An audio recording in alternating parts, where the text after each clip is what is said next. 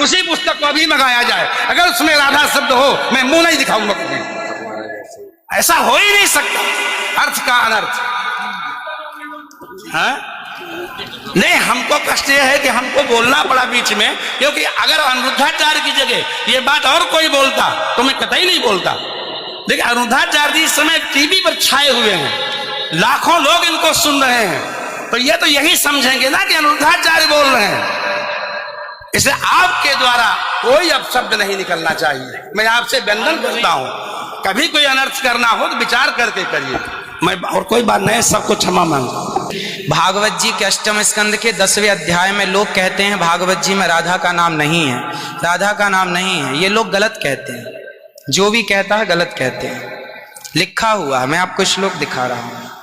भागवत जी के 8वें स्कंद के 10वें अध्याय में श्लोक नंबर 40 है, लिखा है उद्यतायुध दौरदंडई राधावंतो भटान मृधे। राधावंतो लिखा, स्पष्ट लिखा गुरु जी। ऐसा है, नाश मत करिए। आधावंत है, आधावंत में दौड़ते हुए यहाँ संधि हो गई है गुरु जी। नहीं नहीं, ये गलत बात।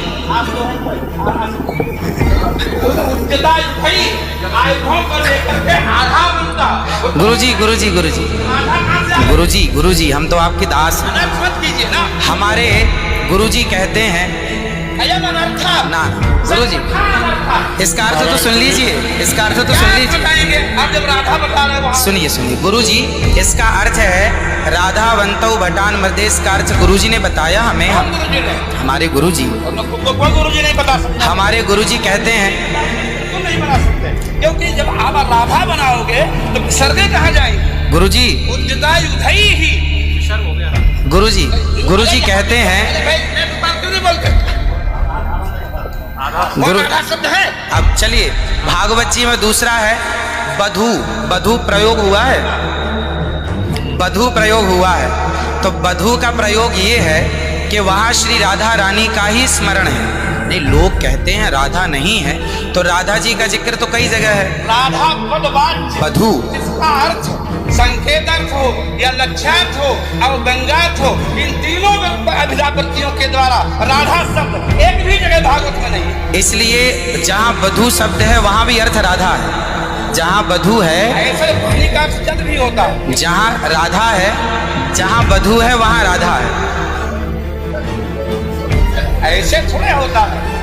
जहाँ आप जैसे लोग देखिए, आप विश्व हमारे गुरुजी ने बताया, ये हमारी क्या ताकत की हम बताएं?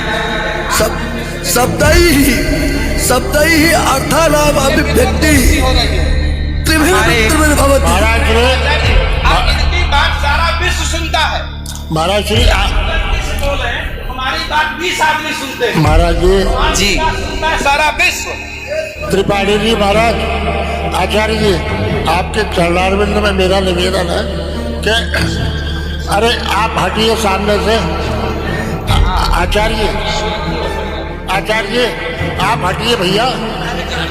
अरे नहीं, लेकिन ऐसा श्रीधर, आप विश्व को सुनाते इसलिए कह रहा हूँ। श्रीधर जी, नहीं तो गलत सुना है। इन्हें हटाओ। कोई गुरु नहीं बता सकता यार। चलो गुरु जी, हम चलते हैं। अगर गिरना आचार्य श्री गुरु जी ने कहा है कि यहाँ जो राक्षस हैं वो राधा रानी का स्मरण करके, जो राक्षस हैं राधा रानी का स्मरण करके और युद्ध करने चले। जो राक्षस हैं भटान मृधे जो है, गुरु जी ने बताया कि जो राक्षस लोग हैं वो किसका स्मरण करके युद्ध करने चले? श्री राधा रानी का। ब्रह्म वैवर्त पुराण के अनुसार राधा ही मूल आधार है। यहाँ तक कि राम में भी राधा छिपा हुआ। आप राम का अर्थ समझिए, राम मतलब राधा, माँ मतलब माधव, दोनों का एक अक्ष है, तो राम हो गए। ये बातें स्वीकार है। और जैसे बधू, जैसे आपने कहा कि राधा जी भगवान श्री कृष्ण ने अपने कहा आओ मेरे कंधे पर बैठ जाओ, तो किसको, कौन है वहां पर? राधा जी हैं तो हैं, वहां बधू है। तो श्री राधा जी, कहने का तात्पर्य यह है कि भागवत जी में कहीं राधा का अभाव नहीं है। भागवत जी में कहीं भी शब्दैः अर्थानाम् अभिव्यक्तिः कैः वृत्तिः भवति। वृत्तयः कति संख्याकाः? अविदावृत्त्या, लक्षणावृत्त्या, व्यञ्जनावृत्त्या शब्दानाम् अर्थस्य अभिव्यक्तिर्भवति। अस्ति कश्चन विद्वान् वक्तुं शक्नोति? महाराज जी, आप दोनों के पावन चरणारविंद में मैं हाथ जोड़ करके निवेदन करता हूँ, मेरी बात सुन लीजिए। नहीं, आप तो मेरी गुरुजन बात- है, गुरुजन है, आप ही तो सिखाएंगे। मैं कह रहा हूँ अर्थ का अनर्थ क्यों सभा में करते हैं लोग? गुरुजी, जो मेरे गुरुजी ने सिखाया वो मैं बोल रहा हूँ। सिखा ही नहीं सकते, आप अशुद्ध बोल रहे हैं। अभी श्री राधा और माधव जो राम नाम है, जो भागवत जी का अर्थ है। अब कोई पूछे कि राधा का अर्थ क्या है, तो राधा का अर्थ ही कृष्ण है, और कृष्ण का अर्थ ही राधा है। तो राधा ही कृष्ण है और कृष्ण ही राधा है। कुल मिलाकर कहने का अर्थ ये है, गुरुजन ये कहते हैं कि प्रत्येक श्लोक कृष्ण है और प्रत्येक भागवत जी के 18,000 श्लोक, प्रत्येक श्लोक कृष्ण है और श्लोक का प्रत्येक अर्थ श्री राधा है। प्रत्येक श्लोक श्री कृष्ण है और श्लोक का प्रत्येक श्लोक का अर्थ श्री राधा है।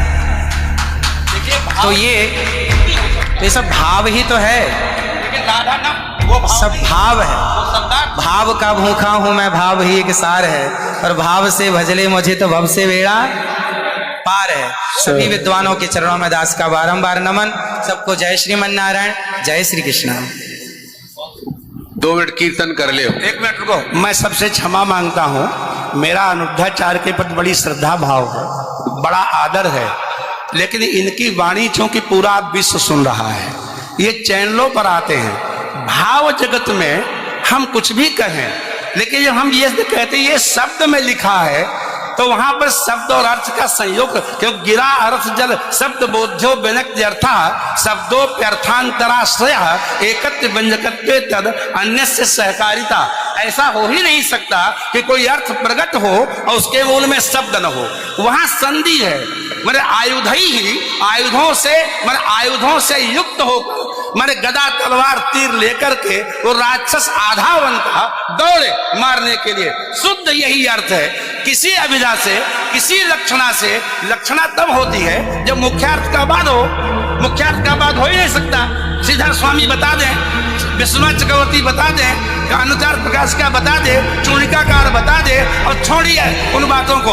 आपके गुरु जी के पिताजी ने भी टीका लिखी है, उसी पुस्तक को भी मंगाया जाए। अगर उसमें राधा शब्द हो, मैं मुंह नहीं दिखाऊंगा। ऐसा हो ही नहीं सकता अर्थ का अनर्थ। नहीं, हमको कष्ट यह है कि हमको बोलना पड़ा बीच में, क्योंकि अगर अनिरुद्धाचार्य की जगह ये बात और कोई बोलता तो मैं कतई नहीं बोलता। लेकिन अनिरुद्धाचार्य जी इस समय टीवी पर छाए हुए हैं, लाखों लोग इनको सुन रहे हैं, तो ये तो यही समझेंगे ना कि अनिरुद्धाचार्य बोल रहे हैं। इसलिए आपके द्वारा कोई अपशब्द नहीं निकलना चाहिए। मैं आपसे वंदन करता हूँ, कभी कोई अनर्थ करना हो तो विचार करके करिए। मैं और कोई बात नहीं, सबको क्षमा मांगता हूँ।